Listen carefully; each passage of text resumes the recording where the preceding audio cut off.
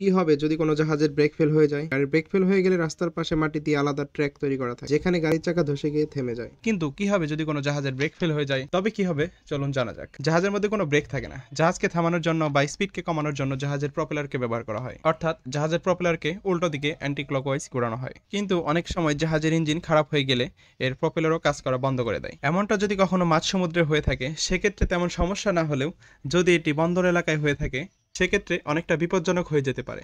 এক্ষেত্রে জাহাজের অ্যাঙ্কর ব্যবহার করে থাকে।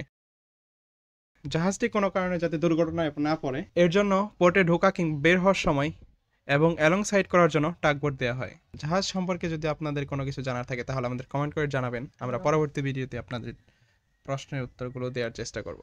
আর যদি আমার ভিডিওটি ভালো লাগে তাহলে চ্যানেলটি সাবস্ক্রাইব করুন। আর যারা পেজ থেকে ভিডিওটি দেখছেন তা পেজটিকে ফলো করুন, লাইক কমেন্ট শেয়ার করুন। ধন্যবাদ। আসসালামু আলাইকুম।